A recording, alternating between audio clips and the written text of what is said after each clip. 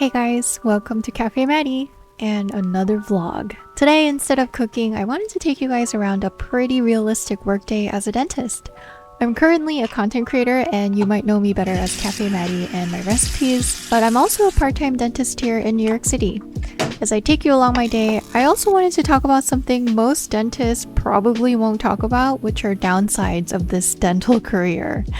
And I understand why they won't publicly talk about it because it'll probably look bad to their patients and practice. But in my case, I guess I don't have much to lose and can be brutally honest about it. So if you're watching this and looking into going to dental school, I don't know, watch this and see if any of this might apply to you and maybe think again. Side note, some of you might have seen my job quitting video and might be wondering, I thought she quit her job to pursue her dreams. Well, if you stayed till the end of that video, you'll know that when I quit my full-time dentistry job 2 years ago, I transitioned to being part-time and I've been part-time since. And you know, I probably hated every second of being a dentist by the time I quit my full-time because I was burnt out, but it became a little better and sometimes even enjoyable once it became a part-time gig. But I'll be honest, lately, compared to my content creator job, it's been a drag. Out here in the wild, you can see a creator in her natural habitat. A white man in his natural habitat. Trucker hat, the cardigan, and the barber because you can see an attorney and this dog fighting for his life. So I'm gonna share 7 things I hate the most about being a dentist, along with some things that I do love about it, which is maybe why I haven't let go of this job yet. So here we go. Number 1. Dentistry is physically exhausting. At the end of a workday working as a dentist, there is not a single day I don't feel like I got hit by a truck. You might think dentists are mostly sitting down and doing dainty small hand motions all day, but actually you're doing small talk with a patient, wrestling with cheek muscles, tongue, and chin muscles, which are pretty strong by the way, while staring down doing a mini construction into a tiny hole in the mouth for 8 to 10 hours a day, non-stop. Sometimes I gaslight myself too, thinking, why am I so tired? It's not like I'm doing physical labor, but actually I am. And it sure feels like it. Every single dentist I know has neck and back problems, and a number of people I know have gotten discs in the spine as early as their 40s because dentists are physically overworked. Okay, number 2. Maybe this isn't a big deal, but it is for me. As a dentist, I don't get a lunch break. I know, it's illegal, but almost all my jobs I've had in Jersey and in New York, only one dental office offered a lunch break, and instead I was expected to eat in my downtime or when there was a cancellation.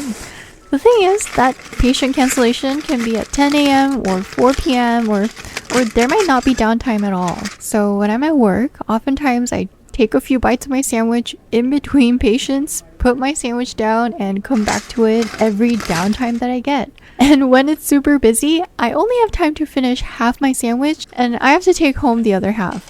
I don't know. I feel like a lot of healthcare workers and private practices are like this. And if you're watching this as a dentist, let me know how it is for you. I'm actually curious if I've just been unlucky with my jobs or so many of these places actually have so much audacity to disrespect employee rights. Number 3.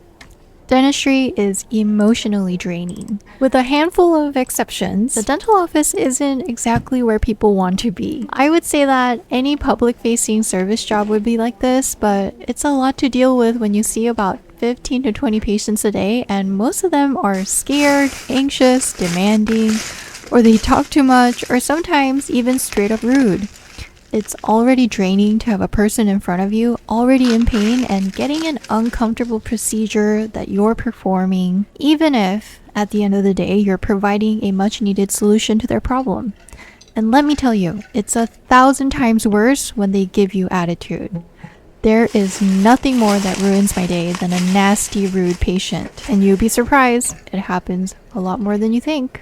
And I think the longer I'm in this profession, the fuse for dealing with BS gets shorter with patients.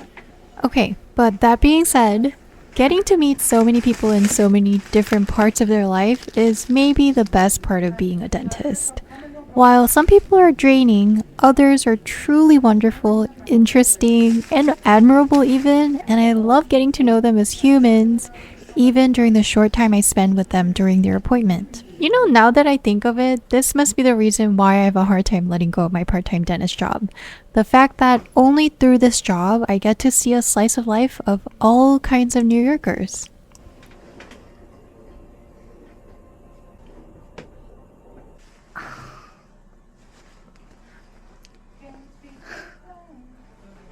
I think I saw 17 patients today. I'm tired. You might think that the life of a pretty decent sized content creator is cool because I get more opportunities to meet famous, talented, and successful people. But when I think of the most heartwarming and meaningful conversations and encounters I've had in New York, it's mostly from being a dentist and meeting all sorts of people in New York City. Old, young, poor, rich, people of all backgrounds and jobs, and terrific personalities.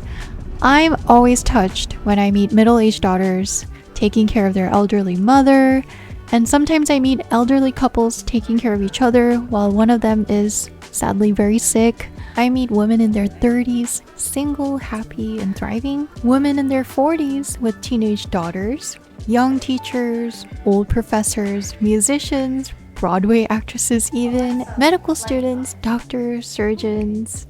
And there is so much value and perspective I gain from being able to interact with these people, especially when they come week after week for a multi-visit procedure. As much as a nasty patient really ruins my day, when I get to hear about someone's life story, their creative projects, their dreams, there's nothing more that makes me happier.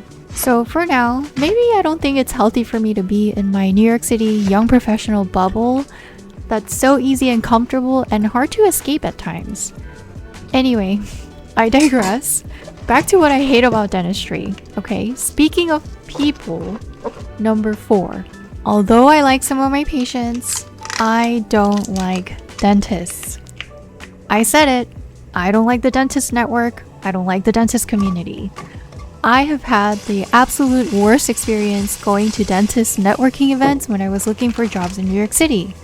And I quickly realized from these events that the culture of dentists are generally very money-driven, salesy, with a big yet fragile ego, and sometimes just straight up weird. More than one of these networking events, which mind you, were at one of the most official dental associations in New York, I've seen disgusting middle-aged male dentists being sleazy, trying to hold my hand while acting like they're going to hire me, flaunting about their yachts and New York apartments, and making inappropriate comments to me. Multiple occasions. The biggest relief when I got a job in New York City was not having to go to these appalling, disgusting networking events, so I didn't have to meet more dentists in my life. Of course, there are exceptions, and there are dentist friends and professors that I adore and love, but in my opinion, they are far and few. And number 5. As a dentist, I hate the fact that I can't work from home. I guess remote work is more of a recent phenomenon since the pandemic, but I think it's definitely a great perk in a profession. The fact that you can work from anywhere. So working from home has always been a dream of mine, and look at this cartoon I drew a while back dreaming of the remote dentistry life.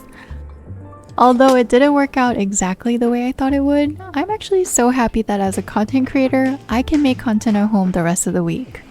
I guess it's kind of silly, but truly a dream come true for me. But full-time dentistry? Think about it. You can't get the job done or get paid unless you're physically there. It was a nightmare for me, especially during the pandemic. Number 6. Your work is timed by the hour and it is stressful. Because the nature of dentistry isn't so black and white and straightforward, the same procedure on one patient might take twice as long on another patient because of different factors. So while you're given a reasonable amount of time for an appointment, you're under a lot of pressure to finish the task on time, especially when the next patient is waiting outside in the waiting room. This is a lot more stressful than you think, and while I accepted it as a reality for a long time, it actually didn't occur to me until my friend, who has a tech job, pointed out how I had an hourly deadline on a daily basis instead of a weekly or quarterly one. Number 7. Worst of all, more often than not, as a dentist, you're pushed to sell treatment.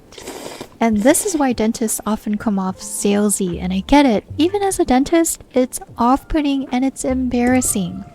From the very start of my career, I really wanted to avoid this situation at all costs because it made me so uncomfortable that the manager or practice owner were pushing me to sell and be more aggressive with treatment so that they can make more money. So I took the route of getting a fixed salary, even if it was on the lower end, so that I wasn't paid per procedure. I did get a pay cut, but the peace of mind was so worth it for me.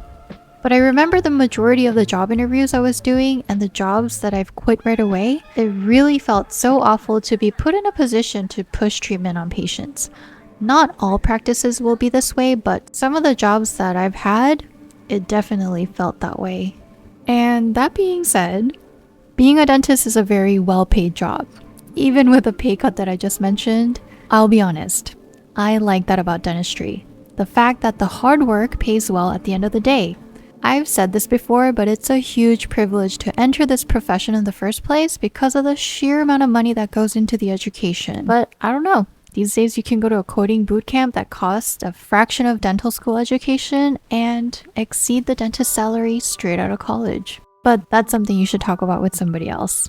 Lastly, here's something that I kind of like about being a dentist. And it's kind of minor, kind of superficial, but can I be honest? There is a certain respect you can get from saying that you are a dentist. And believe it or not, it comes in pretty handy in my content life. I think there still is a stigma out there about being a content creator where people try to box you into being creative but dumb or not having a legitimate job. So when I go to an event or meet some people that I've never met before and I read the room and I can sense that I might be judged or the nature of the crowd is more like a profession-based crowd, I introduce myself as a dentist. And then when I feel like I could connect better with creatives in the room, I introduce myself as a content creator or TikToker. So I guess I do like that I can play this to my advantage outside of work in social settings. So that was my pretty honest rant about everything that I hate about being a dentist and some things that I like about it, I guess. Obviously, this is totally limited to my experience, my personality, and preferences, so take it with a grain of salt. But if you're a dentist or in a similar healthcare job, let me know in the comments if this resonated with you at all. I'm actually really curious to hear about your experiences. So thanks for watching yet another video and see you in more of my recipes and vlogs.